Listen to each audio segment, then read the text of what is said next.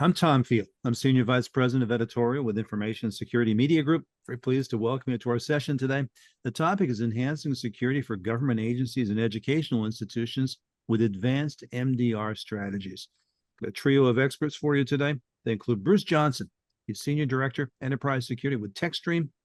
Mary Lou Prevost, Group VP, U.S. State, Local Government and Education with Splunk.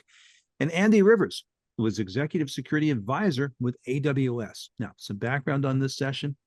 Government entities and educational institutions are addressing their growing cybersecurity needs with a collaboration that significantly improves their organization's security posture, equips government workers and students with hands-on cybersecurity experience, and creates a cost-effective model that can extend across the state agencies, local government, and higher education systems. Today, our experts from AWS, Splunk, and TechStream will dive into a case study involving the state of Louisiana's higher education system led by LSU. LSU created a student-run security operations center that leverages TechStream's expertise in managed detection and response service developed on Splunk and running on AWS for unmatched agility, scalability, and elasticity. A bit about my organization. Information Security Media Group is a global education and intelligence firm. We're based in the U.S. in Princeton, New Jersey, and of course, you may know us by any number of our 37 media properties. These include Bank Info Security, Gov Info Security, and Data Breach Today. In all, we serve an audience of over 1.3 million security and technology leaders globally, and we give them a daily diet: news, analysis, research, events, and educational programs just like this one. A few notes of housekeeping. If you have any questions for our panel, you can submit them anytime by the chat window on your screen. We may not be able to get to every question today, but for those questions we don't answer in the course of this session, we'll get responses back to you via email. Should you encounter any technical issues while viewing today's webinar, please take down the email address you see on your screen. If you write to webinars at ismg.io, we've got support staff standing by to help. And a reminder, today's webinar is copyrighted material and meant for today's session and study purposes only. If you'd like to use any of the information presented today, or if you're looking for customized training materials, please contact us. Delighted to introduce our sponsors today. We'll start with TechStream. TechStream accelerates clients' digital transformation by navigating complex technology environments with a combination of technical expertise and staffing solutions. They guide client decisions, quickly implement the right technologies with the right people, and keep them running for sustainable growth.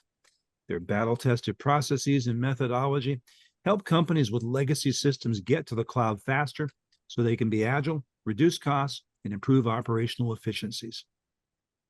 With hundreds of deployments under their belts, they can guarantee on-time and on-budget project delivery. That is why 98% of their clients are repeat customers. Splunk, of course, helps organizations around the world turn data into doing. Splunk technology is designed to investigate, monitor, analyze, and act on data at any scale. Their powerful platform and unique approach to data have empowered companies to improve service levels, reduce operations costs, mitigate risk, enhance DevOps collaboration, and create new product and service offerings. You can learn more at Splunk.com. About AWS, of course, strong security is at the core of any organization and enables digital transformation and innovation. AWS helps organizations develop and evolve security, identity, and compliance, the key business enablers. At AWS, security is their top priority. AWS is architected to be the most secure global cloud infrastructure on which to build, migrate, and manage applications and workloads. It's backed by their deep set of 300 security services and features and the trust of their millions of customers, including the most security-sensitive organizations such as government, healthcare, and financial services. They innovate on behalf of their customers so they can move quickly, securely, and with confidence to enable their business. With AWS Cloud Infrastructure and their broad set of security services and partners, their customers integrate powerful security technology and control to enable their business innovate securely. And once again, we're going to quickly meet our speakers and get into our discussion. We're going to talk to Bruce Johnson, Senior Director, Enterprise Security at TechStream, who has over 38 years of experience in the IT industry, including security, infrastructure, architecture, software development, and management of multiple portfolios. Mary Lou Prevost, Group VP, U.S. State, Local Government and Education at Splunk. She's a purpose-driven, passionate, and disruptive sales executive at the data-to-everything company, Splunk. She holds the title of Group VP. With over 20 years of experience, she's a pioneer in the technology industry. And welcome to Andy Rivers. He joined the AWS team in August of 2022, where he's helped multiple states with their cloud adoption and application migrations. He is the executive security advisor with AWS. With that, let's welcome our panel onto the virtual stage. Folks, thank you so much for being part of this conversation today. Thanks, Tom. Thanks for having us. Let's start here. We see the headlines, but how has the threat landscape truly evolved for state and local government entities as well as for higher education institutes? I especially hear from the school these days. They're the square in the crosshairs of the adversaries. Well, you can't help but open up any type of headlines or communications that's talking about the latest hack, or even if you look at the numbers, increase in malware. 2023 was the largest malware year that we've seen, and so that affects not only state, local government, and education, but it's across the globe, right? The nation states attacks are coming faster and faster, and they're getting more clever, right? They're coming in at new ways that they didn't do prior. So it's a lot for entities to update, modernize, and rise to these new challenges, because they've got just as many tools as you do the good guys, right? And I think to add to that, not only do we see the attacks increasing, but we see the systems we're developing just getting more complex and more interconnected. We think of states, many of them are working on mobile driver's licenses. We're like 10 years ago, I was happy to have a queue service where I could see how many people are in line in front of me. But now we're talking about how do we integrate these services and have them readily available on my phone. And then even higher education, we see them now. I remember when I went to school, you had 2 or 3 cafeterias you could pick from. Now they're integrating their dining card with local vendors so they can leverage that as part of their food services plan. So our systems, we're getting attacked more, and they're getting more complex and even more integrated.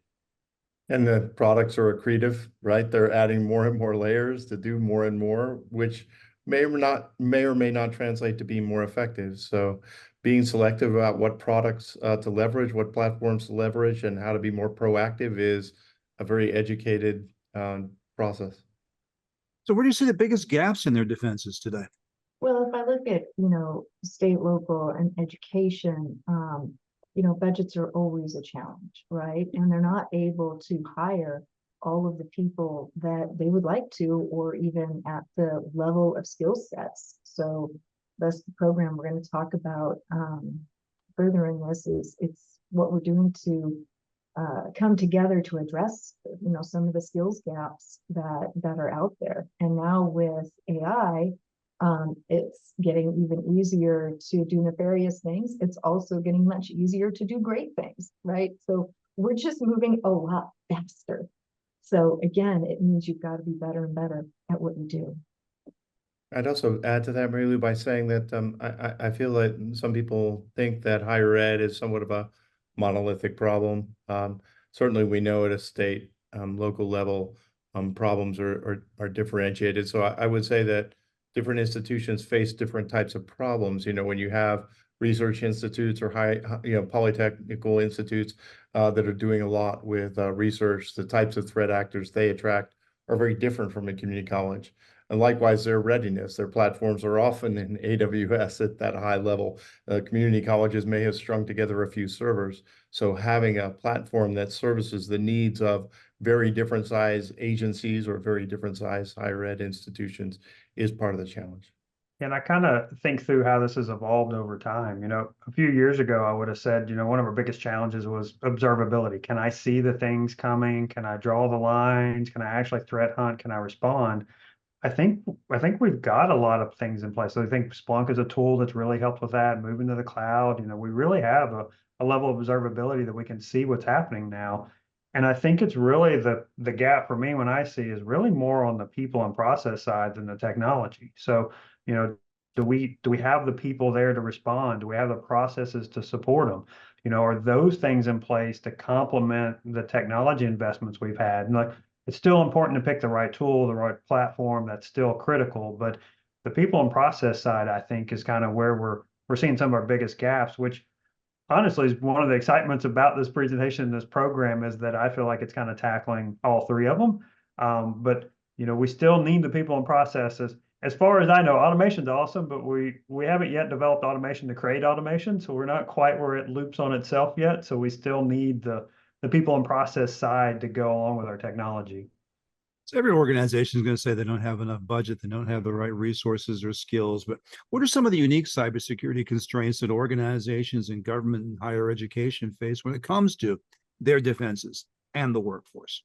Well, I guess I would say that it goes back to some of that coordinated incident response and autonomy, that they have to be able to share incidents. The metaphor that's quite often used is a neighborhood watch, but they have to be able to share context of threats across institutions. They all share common threats or vulnerabilities, like MoveIt being the most recent example, but they also have very unique vulnerabilities. Their ability to identify a vulnerability and apply it to the context of their entire school system or neighboring schools throughout a state, is a critical need, and one that the state often gets involved with to coordinate. Mary Lou, anything you want to add to that, Andy?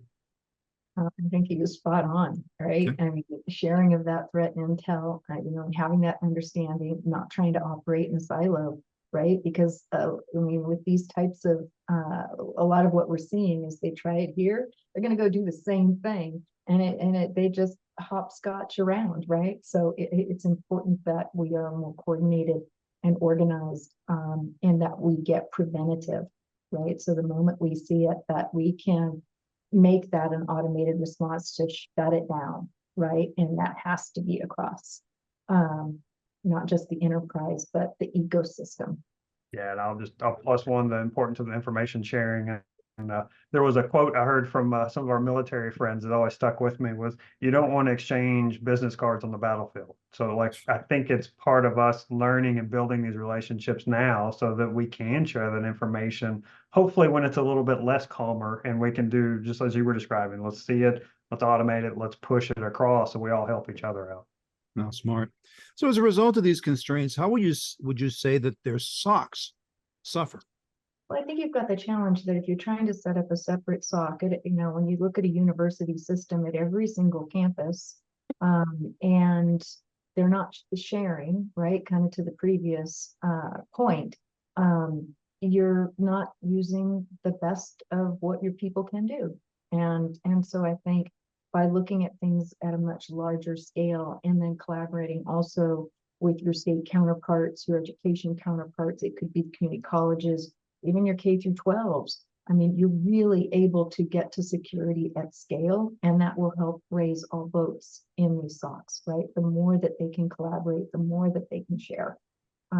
That's largely how we're working with TechStream. It's working also with the regional education network and LSU, right? So that you can actually hit a whole network that they're all riding on. That's helping us to collaborate and move so much faster. The one challenge, Mary Lou, I'm sure you agree, is the one ubiquitous problem is that they're all understaffed, right? Whether it's at a state level or an institutional level, they all need more people to do more work. I think that sometimes the understaffing sort of compounded by when we kind of do a localized approach that we're impacted even more. So early in my career, I worked at the University of Tennessee for a long time, and it sticks with me. We had a fantastic student worker. He helped us do amazing things, but then he graduated, as we want them to do. But then having that one awesome student help us left a huge gap. Had he been a team of 5 or 10 supporting multiple things, would have still been a big loss, but it wouldn't have been as impactful. So I think the scope of it also impacts things. So, excuse me, accepting these constraints, how can these entities then tackle their challenges through new private and public partnerships? Well, I think that Andy was the first to mention workforce development. From my perspective, working in state, local, and education, there are two sides of the same challenge. Institutions, higher ed institutions, are challenged with graduating more skilled students into the workforce. That's why they exist. They want to scale that up because the demand is so high. And then on the state and local side, they have a hard time retaining people. They have a hard time attracting people. They want people to stay in the state. And to a certain extent, Splunk and TechStream and AWS are providing the glue that marries those two halves of the solution together, right? So that partnership is paying off dividends on both sides, paying off dividends for the students, the institution, the state higher ed, the state and local municipalities. So it's gluing together a competent workforce development solution that serves the needs of those demands. I think that is the secret sauce here. And I think we probably should describe what that is, right? And what we're doing, right? Because we're living it each day, but I'm thinking for the folks that are listening to this have no idea what we've done. So I'll take a stab at it, right? With working with LSU, they have been very entrepreneurial in their approach to partner with private sector on what is the talent that's needed. What is the talent that's needed, not just in what we need at the university, but even in the ecosystem of where they are, right? At the state, at private companies, right? They're united in wanting to create a product which is a graduate that is ready to go into the workforce. So they kicked off what we're calling student-powered SOC, and they've got, I think, 16 students in the inaugural class that they are taking all the way through this training, and they're actually working within the SOC. TechStream is offering that curriculum and taking them through, actually training them hands-on. These students are going to graduate with, X amount of years potentially in cyber, right? With hands-on experience. These students are going to be ready for industry, for private sector, public sector. So it's really a great pulling together of resources. And I can let Bruce talk to that in more detail, as he's much involved with the day-to-day. So turn it to you.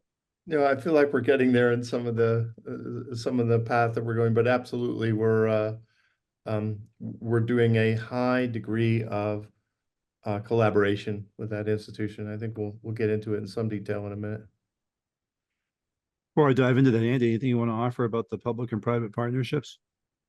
Yeah, I'll just kind of piggyback on the program a little bit and some of the things. So I've been fortunate enough along the way to help develop multiple teams. And as I developed team members and got them to, help within the organization, there was really two aspects: helping them build the technical skills that they needed to know, and then the knowledge they needed to apply those skills in our environment to make a difference.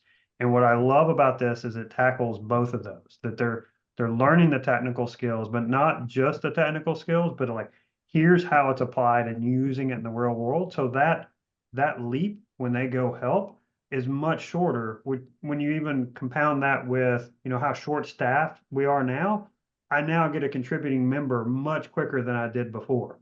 Because sometimes it's kind of odd when you really want somebody, but you come in and you have to spend all that time, training them. Sometimes you feel like you just have somebody treading water beside you instead of helping you pull you, to the side of the pool kind of thing. So that's what I love, that we're tackling both the skills and then the actual application of those skills in the real world. Well, Mary Lou, you broke the seal here. We're going to talk about this student-run SOC that you've created at LSU. So let's start here. What was LSU's security challenge from the outset? I would say from the first meetings that I was involved in, it was resource challenged, right? I think you had some really strong folks, but it was resource challenged, right? And those were some of the challenges, and they also needed the tooling and really the guidance and assistance, building it at a scale that made sense for as large of an organization as they are. Yeah. I would kind of piggyback on that and say they came to this having been hit several times. Yeah. And they had put together a budget which was challenging. They wanted cost controls to a certain extent and some efficiencies in the program. And they also wanted to own it. So the model that we came up with had economies of scale because they were able to spread one institutional challenge across all of the institutions in Louisiana. and Splunk was very invested in that problem, I would say. TechStream invested heavily because we shared the risk of bringing on student analysts to bring down those costs and bring down the overall effort, train them in the context of workforce development as a result. And then everyone basically, obviously hosted it on AWS platform, which goes without saying. And I think that all of us kind of put skin in the game. All of us have a shared risk model in this, and everyone has reaped several rewards or layers and layers upon repeating rewards in this program.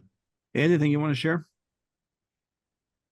Just to piggyback off that there too, just the rewards around this is the fact that, helping the state, helping them meet a very real challenge that many are experiencing, but they're coming up with real results to start tackling that. And so it can't be understated, I guess, just to sort of reinforce that again. And I have a mom of 3 college students, I always look at, as a parent, you got to look at an ROI, right? Where, but I just look at, not only do I love what LSU is doing, but I love the benefit to these students. I mean, you'll have someone with a master's in cybersecurity, but if they don't have the hands-on, a company has to make a significant investment to train them on the technologies that are going to be used in whatever company they go to. So they're going to have to invest another year potentially, plus or minus, right? Before they're really getting that value, where these students are now coming out ready to go. And invest is the operative word in this thing, because that's what sets this model apart. This is very much an investment because they own the licenses, they own the platform. If they were to get rid of TechStream tomorrow, there's some continuity of that investment. And now our renewal rate's 98%, as you mentioned, so there's a little risk in there for us. But the fact of the matter is that being able to invest in a cybersecurity program and in the infrastructure supporting that program, if the alternative is another MDR provider, let's say, that's an outsourced expense, all of that knowledge, all of that investment runs out the minute you terminate that relationship. That is not the case here. We're building a shared asset model with these institutions that invest not just in platform, not just into technology, but in the skills, in the students. And I think that's where Mary Lou was going. Let's talk about how you selected and trained students and help them gain a hands-on expertise. So TechStream has been heavily involved in maturing a model for students to come on board. And part of the goal has been bringing students in that didn't have formal computer science or security backgrounds. And we have kind of a multi-step process that has shortened from a few months to now 6 weeks to bring in a student, to vet them, give them some formal online tests, put together their testing in terms of understanding of the technology, the platform, the skills, cybersecurity skills, and the usage of the tools, and then vet them with final testing as they come into actually touching a keyboard. So when they come into touching a keyboard, they need to have a common set of skills that we would expect from any security analyst in the program. And they come in a little bit differently from schools that have more advanced cybersecurity programs from those that don't, right? Obviously, there's a bit of a learning curve, but then we also apply complexity ranking for the students once they matriculate into the program. So we've applied the pyramid of pain, basically, to score. If you're familiar with that term in the cybersecurity context, you're talking about the very simple types of threats, which are IP file hashes, up to tool attacks or network-based attacks or complex TTPs. So we use that explicitly within our program, and then we allow the students to only take those types of threats on that they're ready for. And we have formalized gating in the program that allows them to mature in their cybersecurity knowledge and their capability throughout their time in the SOC. And obviously at that complex level, they're learning really advanced techniques and tools, including more kind of cloud security types of challenges, more of the AI types of challenges, because what we're trying to do is get them ready for what that job is going to look like a few years from now, not what that job looks like today. And the more that AI is actually used in solving some of these workforce productivity problems, the harder my job gets, right? The more AI is applied, the more they have to know what 10% of that LLM advice is wrong, which means they have to have much higher order skills, and the gap is just getting wider. So the analogy we use is that they're being trained to ride a bicycle and we're asking them to merge onto a highway. So this gap exists in this, right? We can't go through academic and be effective hunter when you come out of school, just what we're aiming to solve. Great. Andy, Mary Lou, anything you want to add to that before I move on? I was going to say, I love that they kind of go across majors, that it's not just a CS major or something like that, that they're getting across. So, because if you look out in IT in general, many of them did not have an IT degree. So I love that pulling them in early. And then also, if you think of the worst case, so the ideal case, let me start with it, is that they go through this program and they graduate, then they're able to work out as a cybersecurity professional in the industry. The worst case is they have a different degree, they go work somewhere else, but they're a very cyber aware employee working in another area, which security is everyone's job. So even the worst case, elevated security across the board. So, Well, and face it, how many 18-year-olds know all the careers that are out there when they're selecting their major? Yeah. Yeah. And the other thing I think we're starting to see is just core competency skills that kind of lead to being very well suited to this industry or to this line of work. And communications, or even music, being able to read, music, having some of those skill sets actually help them see the patterns in threat hunting and whatnot. So this allows students to, take that on-campus job and see if they like it. And, we have seen people come in with different majors and choose to say, yes, this is what I want my career to be in. But it's some of those critical thinking and, skill sets you wouldn't necessarily think of as being, computer science degree, right? Yeah, it's a certain percentage of I may have made a mistake with this philosophy major, or they come in and they see cybersecurity, no shade intended, but they come in and they see cybersecurity is not really the dry discipline that everyone assumed it was. It's logic based. Our Mary Lou mentioned it, but the highest correlation of success for us in terms of tests is critical thinking. So if I can have someone that can think out of the box, that sees somebody in another country and wants to go to their Facebook page and look for vacation photos, that's the kind of skills that we can really leverage. If they come with that, we can teach them how to be cybersecurity professionals. Let's talk about results. How has LSU improved detection and response and been able to alleviate its workforce challenges? Well, again, I think that the program is wildly successful in terms of the participation of the students, the quality of their analysis, and their communication. But a lot of what we focused on, I think I touched on very early on, is the automation of the environment. So our ability to do coordinated incident response, for instance, or threat awareness sharing, so that we're not just sharing IOCs, we're understanding how deep a threat has gotten across institutions, and we're able to prioritize our remediation response across autonomous environments. So many of these institutions, some of them may be FedRAMP, some of these institutions may have really high volumes or require a different type of retention model for their data. We have a solution that allows for autonomy for each of these institutions, and then we automate the coordinated incident response across those institutions. So all of them are very concerned with data sovereignty, which I'm sure, Mary Lou, is important at a state level as well. Absolutely. Absolutely. But to have data sovereignty, but being able to collaborate and share, that's where the secret sauce is. Absolutely. Well, we've talked about LSU among you. Are there other case studies you can share that have got similar results?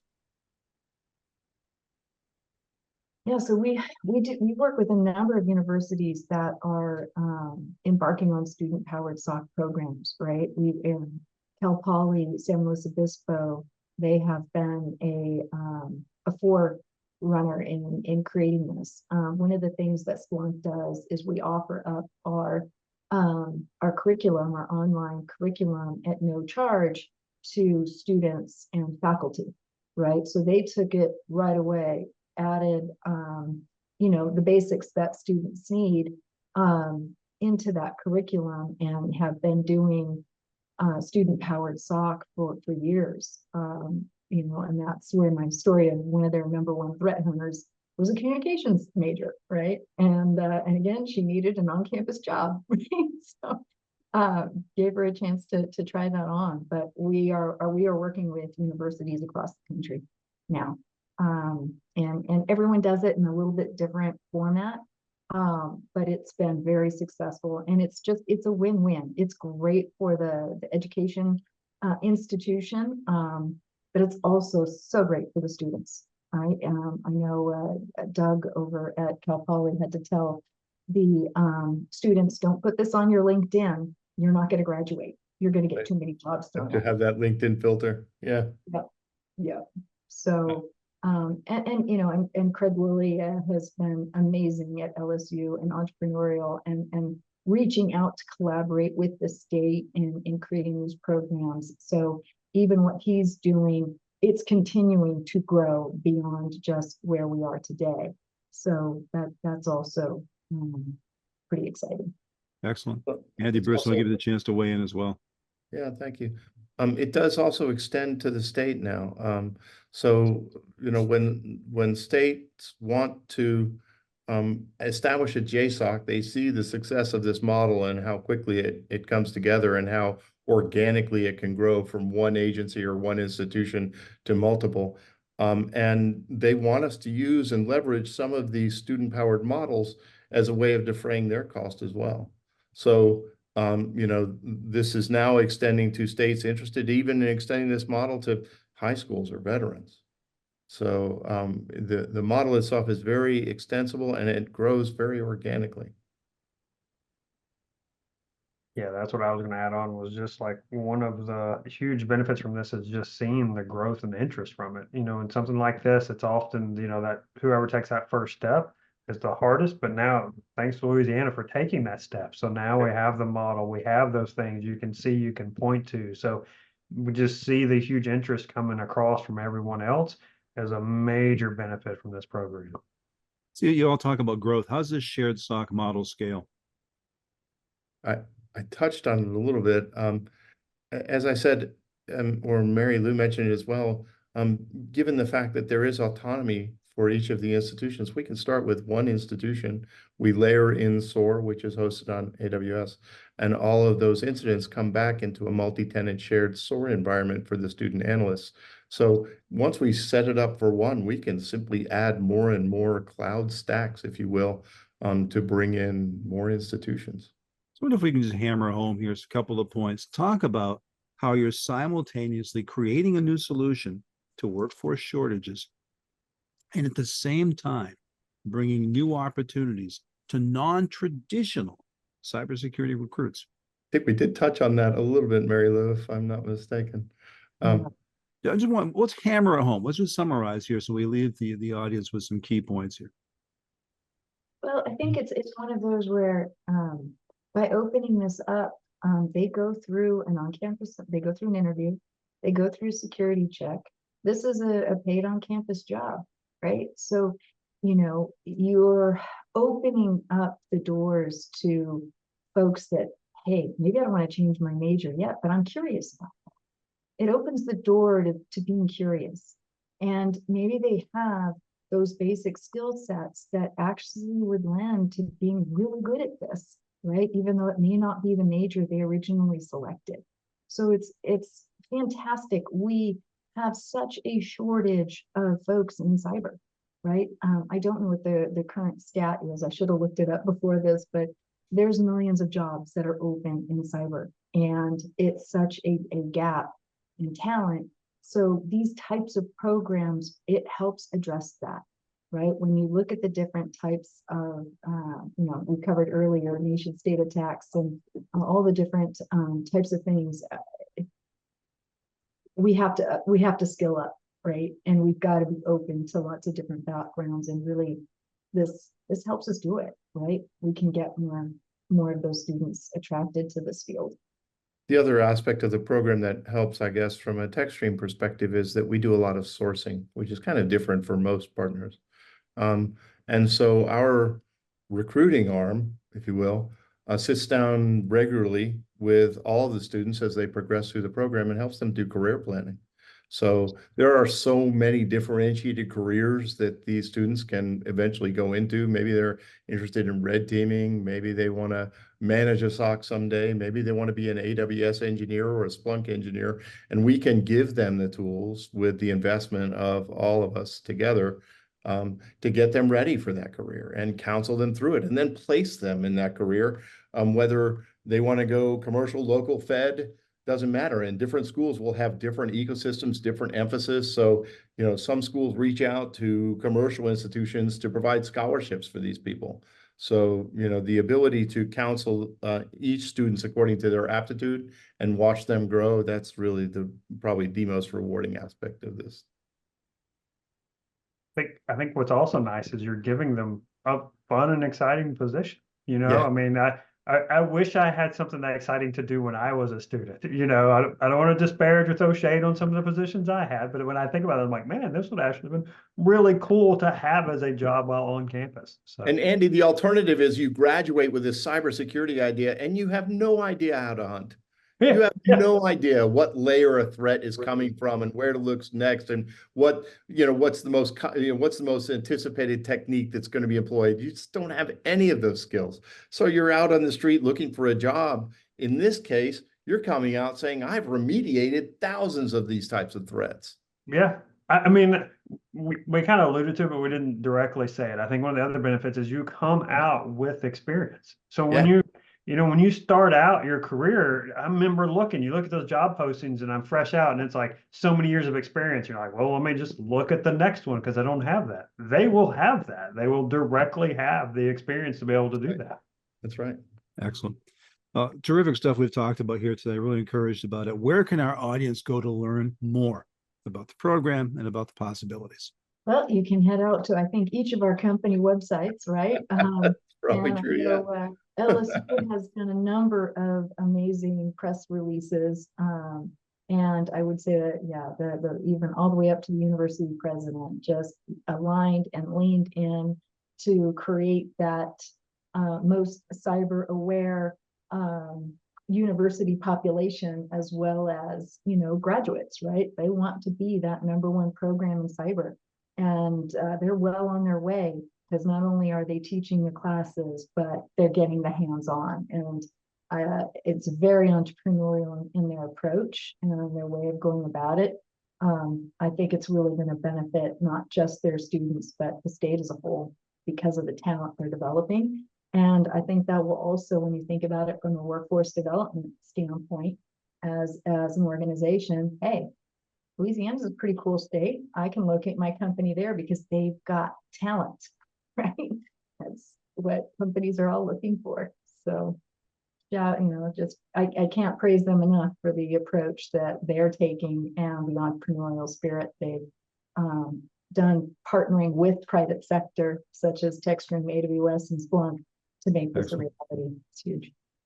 Bruce, anything you want to add in terms of where our audience can learn more? Well, there's a lot of link lists or a lot of posts on LinkedIn if you're interested in watching videos from ribbon cuttings to student testimonials and stuff. Andy? I think I'll just reinforce what they said, from LinkedIn to, I think these days we all scroll on YouTube, but YouTube maybe more than we should. So there's plenty of YouTube videos out there to watch as well. So, well, excellent discussion. I really appreciate the time and insight you've all shared. So, Andy, Mary Lou, Bruce, thank you so much. Thanks, Tom. Thank you. thank you. I want to thank our attendees as well. Appreciate you took time out of your day to attend this session. I trust you walking out here with some excellent ideas you can bring back to your own organization and start thinking about workforce development. As always, I look forward to seeing you at one of our upcoming sessions. Until then, for Information Security Media Group, I'm Tom Field. Thank you so much for your time and your attention today.